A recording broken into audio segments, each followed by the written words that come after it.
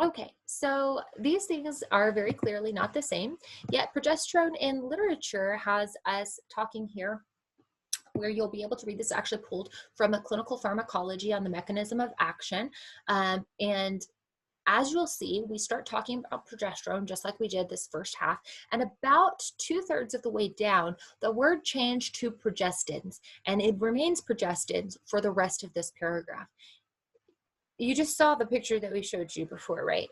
Of the different molecules. Okay, this is a clinical reference that's being utilized by healthcare practitioners when they look up progesterone. And in the mechanism of action, 2/3 of the way down, check those words from own to in, okay?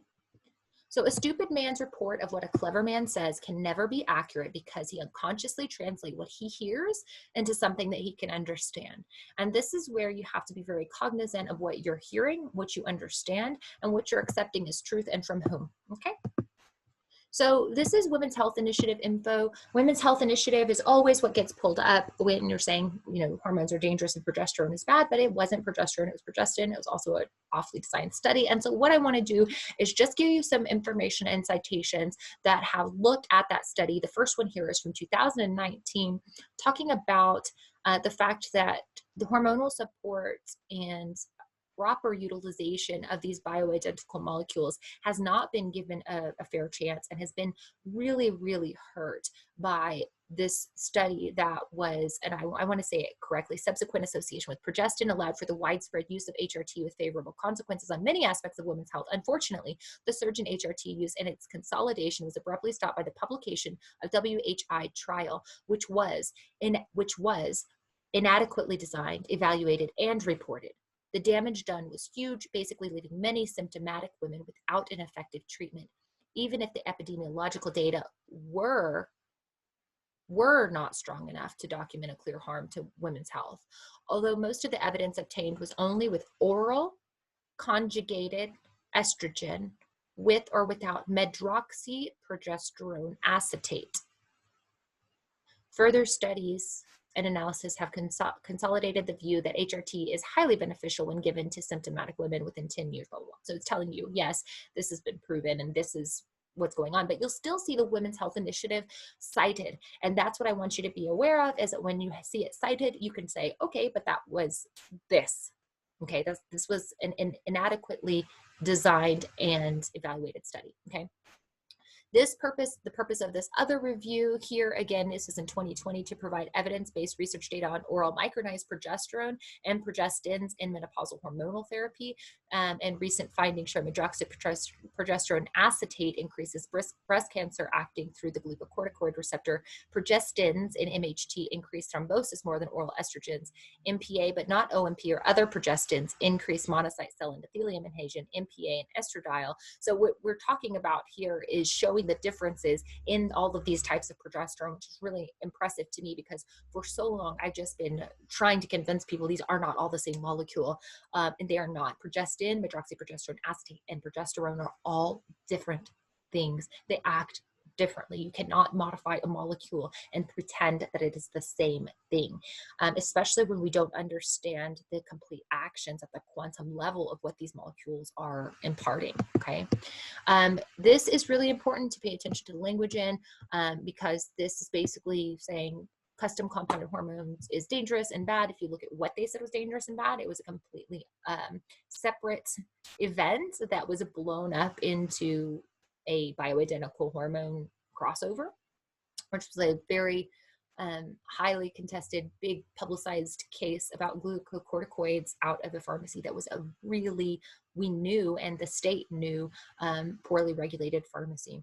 And so what we're saying here in this whole study, I want you to read the whole thing. So it's cited down here. I want you to read the whole thing, and basically saying there's a lack of standardization and quality control in custom compounded medications. And that depends on how the compounder is doing their standard operating procedures and in what state they're operating. And the same thing can be said for manufacturers, because compounders are held to a higher standard than manufacturers as far as error rate. And I'm not going to sit here and defend every single pharmacist. I'm definitely not going to sit here and defend manufactured drugs from the FDA instead of compounding pharmacists who are doing the individualized science and accuracy and quality testing. So do make sure you know your pharmacist, because that's kind of what they're saying. They're saying, hey, there's not a lot of standardization, so you need to be aware. That's 100% true, that you need to know your pharmacist and know that they know what they're doing, okay? The conclusion is what really is interesting. The widespread availability of FDA-approved bioidentical hormones produced in monitored facilities demonstrates a high quality of safety and efficacy in trials.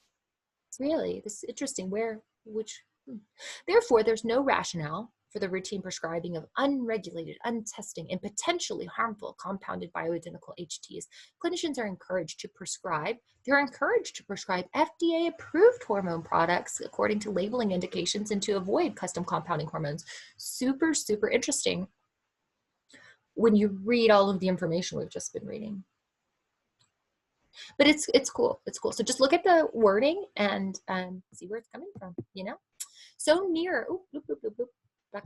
So near as falsehood to truth that a wise man would do well not to trust himself on the narrow edge. Very, very true. So then we have this study in 2019 basically saying that there is a difference in micronized progesterone, that hormonal therapy is generally beneficial for women. And this is right on the heels of some backup for what we see in 2016, saying, hey, we have all of these bioidenticals. So if that is true, and we see progesterone, and we don't see any more orally dosed estrogens, and we see estriol and not so much estradiol, then I will 100% start listening a little bit more. But right now, I'm probably listening even more than that, because we need to watch our words and understand what science we're working with. So here we do see that hormonal therapy in balance with natural hormones is more beneficial. And I just want to go ahead and give you this information. I know we can't read it here. We're not going to go over the whole thing right here. But this is the citation to a really nice article in the Anti-Aging Congress magazine that I think you would like. Okay, so also these two sites up here talk a lot about the actual structures of these molecules and some really unbiased, straightforward information to get you a better handle on kind of seeing these things. I've worked with molecules and molecular structures my whole life, so when I see organic chemistry that's out, I'm immediately on it. But if that's not something that you've done a lot, just getting some more understanding about structures and the way that they hit the receptors and what that means for the body, the different types of receptors, the different types of bonds of the receptors, those things can just really start to give you some more understanding. But first, I just want you to understand this. Progesterone looks like this molecule on this side of the screen.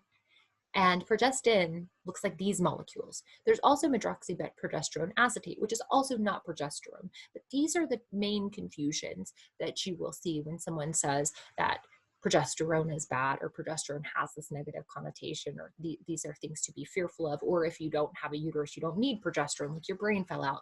So there's going to be things that I just want you to be really aware that intelligence can show you these things, but it takes integrity to then go through the information, to go through the studies, and to extrapolate the truth, and to discern the information that's going to be most beneficial for yourself and your patients. So that's what we did. When enough people make false promises, words stop meaning anything, then there are no more answers and only better and better lives. John Snow. So this is me. I'm a doctor of pharmacy, blah, blah, blah. We did all this stuff. I've spent over a decade working with hormones, almost 2 decades. Yikes. From the compounding lab to the consultation office, my hands-on experience and clinical background watching bioidentical hormones evolve into their current state in both policy and practice cannot be understated. Oh, I love reading that. I didn't write it, so it's very nice. My medical knowledge, along with my ability to translate this information into usable terms, has been curated into the previous pages up above for your ultimate benefit. Thank you so much for following along. You have these slides, and there are citations in the end and all along for anything that's been listed. I so have enjoyed being able to speak about progesterone, one of my favorite bioidentical molecules, and can't wait to speak with y'all again about something else super interesting.